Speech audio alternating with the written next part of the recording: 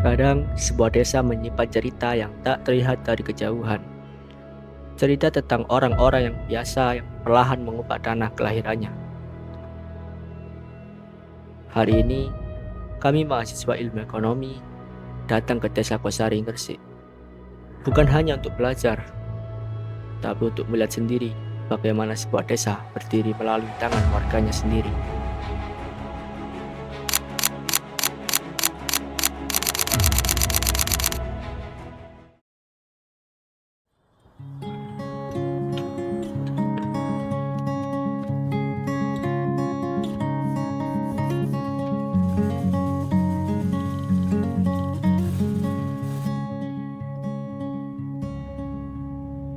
I will tread down a lonesome track, set my eyes on the wild and won't look back. I will follow where my heart reacts.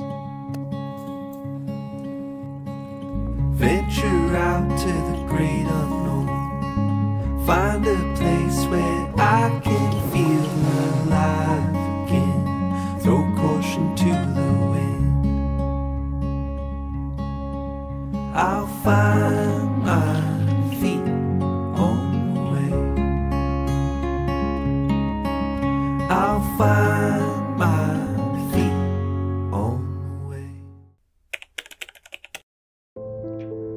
Perjalanan kami akhirnya berhenti di sebuah titik yang tenang di desa Kosari. Udara di sini berbeda. Ada aroma kapur, tanah lembab, dan angin gunung yang membawa cerita dari masa lalu. Kami di sini bukan hanya untuk belajar, tapi juga untuk merasakan bagaimana warga merawat tempat ini. Dan saat kami mulai melangkah masuk ke tempat wisata, kami tahu tanah yang sederhana ini menyimpan cerita yang jauh lebih besar dari yang terlihat. Kami mulai berjalan bukan dengan langkah cepat, tetapi langkah yang seolah dipandu oleh rasa penasaran. Setiap sudut, setiap suara terasa baru. Kosari memperkenalkan diri dengan cara yang lembut tanpa terburu-buru. Di titik awal ini, kami merasakan bahwa Kosari bukan hanya destinasi. Ia adalah kisah yang sedang ditulis ulang oleh warganya. Dan hari ini, kami menjadi saksi pertamanya. Situasi desa wisata ini perkembangannya sudah 60%. Jadi Mas Panjang umurnya sudah 7 tahun jalan. Yang mana pelaku pengelola wisata adalah semua warga lokal Kosari. Yang mana tahun 2017 itu digagas oleh para pemuda-pemuda kreatif desa. Yang mana dari anggaran 0 rupiah mereka mampu dari skill kreativitas mereka, kemudian eksistensi mereka dalam berkarya, menginginkan desanya punya objek wisata yang mana wisata itu punya sejarah yang sejak zaman Majapahit sudah lama terbengkalai.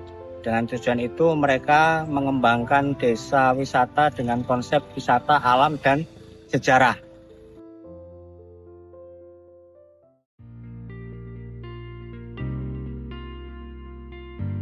Dulu daerah ini bukan tempat wisata, hanya hutan liar, sepi, dan tak ada yang benar-benar mengurusnya. Tapi pemuda desa melihat ini sesuatu yang berbeda. Mereka melihat peluang. Mereka tahu di sini ada prasasti tua, sumber mata air, kilin tembikar kuno, dan jejak sejarah yang menunggu ditemukannya kembali. Sampai suatu hari, pemuda desa memutuskan bahwa hutan ini tidak boleh dibiarkan hilang begitu saja. Mereka tahu di sini ada sejarah. Oke teman-teman, kita berada di atas tanah yang dulunya merupakan sebuah pabrik tembikar. Kalau nggak tahu, tembikar itu adalah sebuah apa ya? Semacam guci. Kok guci? Apa namanya tembikar itu? Yes, yang terbuat dari tanah liat. Ini merupakan ya sudah rata semua ini, tidak ada bekas-bekasannya. Ditemukan beberapa puing-puing tembikar yang terkubur, di mana dulu itu dalam proses pembakarannya sampai 5000 derajat. Ya, entah berapa itu panasnya. Sehingga barang yang dihasilkan itu kuat. Ya, contohnya semacam inilah. Nah, ini bukan genteng tembikar, tapi ini dipastikan sangat kuat melewati beberapa proses pembakaran. Oke, terima kasih. Tanpa rencana besar, mereka mulai bergotong royong, membersihkan, menjaga, dan merawat. Dari situlah lahirlah wisata alam Gosari. Assalamualaikum warahmatullahi wabarakatuh. A'udzubillahiminasyaitonirrajim. Bismillahirrahmanirrahim. Adik-adikku, mahasiswa Prodi Ilmu Ekonomi yang sedang mengambil mata kuliah kreativitas dan inovasi desa. Hari ini sebagai pencanangan kita untuk supporting desa kreatif dan desa inovatif, hari ini kita tanam tabebuya. Terima kasih atas donasi kalian buat desa ini, dan marilah kita nanti tanam bareng-bareng bersama dengan para pengurus dari Wakos. Nanti mekanismenya terserah kalian. Mungkin satu pohon ditanam 5 orang, nanti bareng sama kawan Wakos atau bergantian, saya nggak tahu. Ini sudah didudukkan. Apa didudukkan apa bahasa Indonesia? Sudah digali. Jadi tinggal nanam. Hati-hati ketika buka bungkusnya itu, akar-akarnya nggak terlalu terkoyak. Itu aja dari saya, sambutan dari saya. Terima kasih.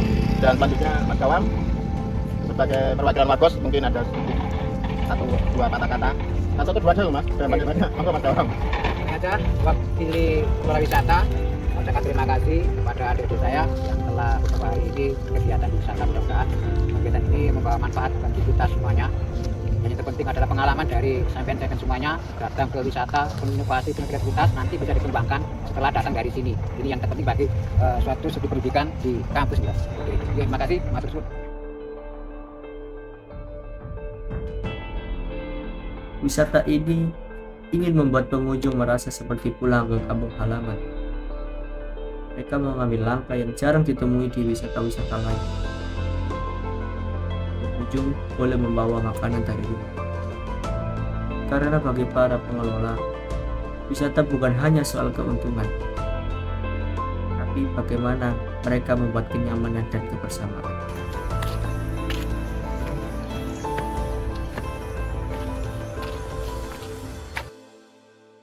Perlahan, partisipasi warga mulai tumbuh. Dari kerja bakti, jadi keterlibatan ekonomi.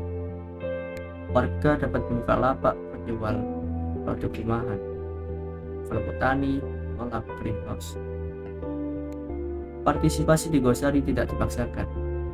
Ia tumbuh dari rasa memiliki. Sebaliknya, fokus tidak tumbuh dari keviralan media sosial. Ia hidup dari relasi, dari guru ke guru, dari komunitas ke komunitas.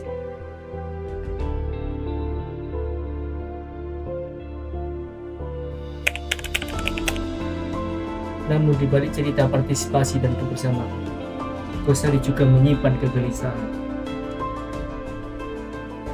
Tak jauh dari kawasan wisata, aktivitas pertambangan batu kapur masih terus. Inilah kontradiksi yang tak bisa dihindari.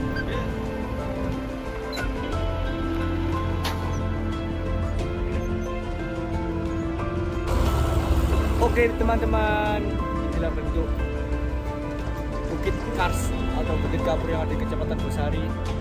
Lihat bagaimana kerusakan alam yang dihasilkan untuk sebuah pondasi bangunan rumah kita.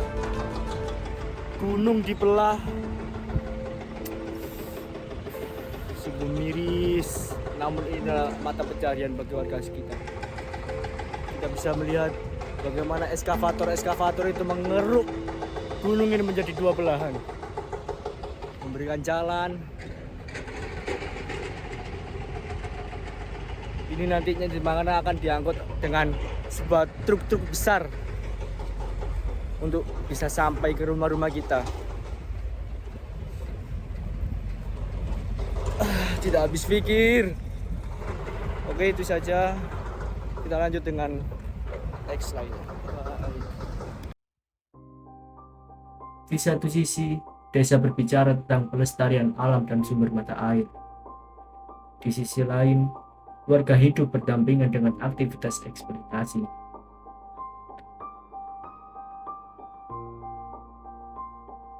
Penolakan tambang secara frontal bukan pilihan yang mudah. Terlalu banyak nafkah yang bergantung di sana. Terlalu besar resiko secara sosial dan politik.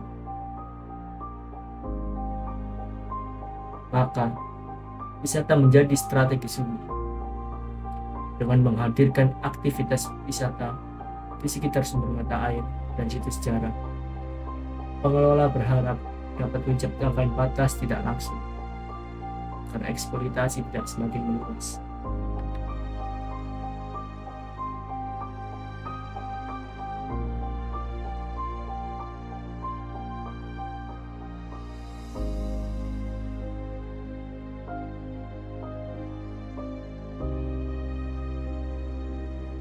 Wisata digunakan sebagai legitimasi sosial dan budaya, sebuah cara halus untuk berkata, kawasan ini dijaga.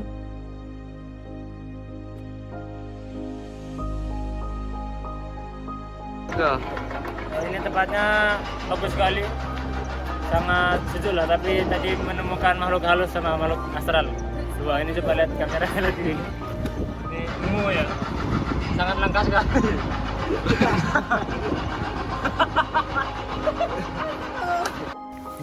Di tengah semua itu, sumber mata air tetap menjadi pusat kehidupan.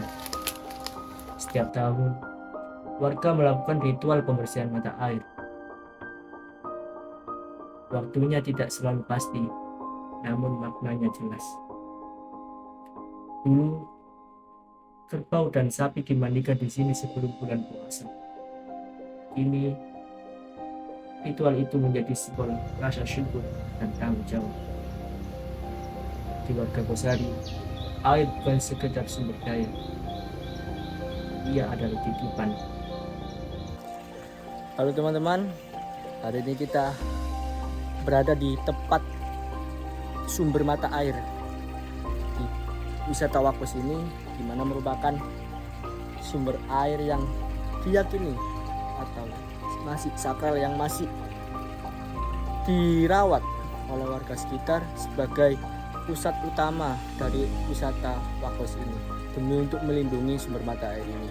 Ini merupakan sumber mata air bidadari, di mana dulu digunakan oleh orang-orang terdahulu untuk mandi, terkhusus seperti namanya bidadari, itu untuk masyarakat perempuan tepat di sini. Dan ini diyakini juga sebagai tempat atau ritual khusus bagi masyarakat yang mempercayainya.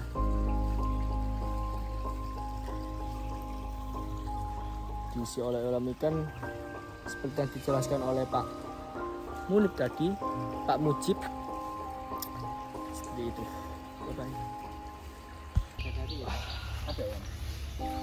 Ini merupakan sumber mata air atau situs bersejarah yang ada di Kecamatan Gosari, di mana dulunya digunakan oleh warga sekitar untuk mandi, tapi khusus bagi warga yang laki-laki. Kalau di sana tadi yang perempuan di bawah pohon beringin, kalau di sini buat laki-laki. Namun sepertinya ini dibuat cuci-cuci juga. Airnya masih sangat jernih. Enak, mantap. Gimana Mas? Mau coba mandi di sini? Aduh, mau sih, tapi nggak sekarang kayaknya. Oke. Iya. Sudah pakai celana? Oh, masih celana Levi. Besok baru ganti soalnya. Nanti di cokot-cokot. Oke. Ya, Harusnya kecil, ya. kita harus mencoba ya. Iya, boleh. Mungkin besok.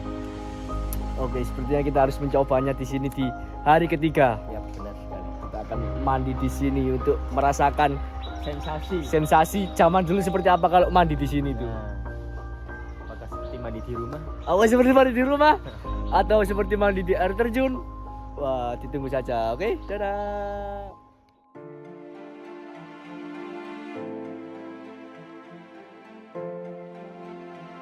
Inilah yang disebut ekoteologi, ketika iman tidak berhenti pada doa, tetapi hadir dalam tindakan menjaga alam. Ghazali mungkin belum sempurna. Ia masih bergulat dengan keterbatasan ekonomi, tekanan tambang, dan tantangan berkelanjutan. Namun dari desa ini, kita belajar satu bukti, bahwa pembangunan tidak selalu harus cepat.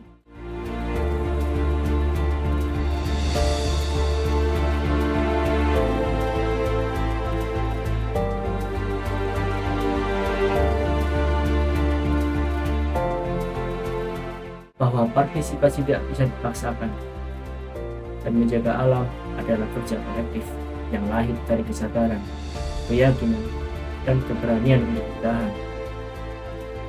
Bagi kami, Ghazali bukan sekedar lokasi observasi lapangan. Ia adalah perjalanan hidup tentang bagaimana desa dengan segala keterbatasannya mampu merawat masa depan.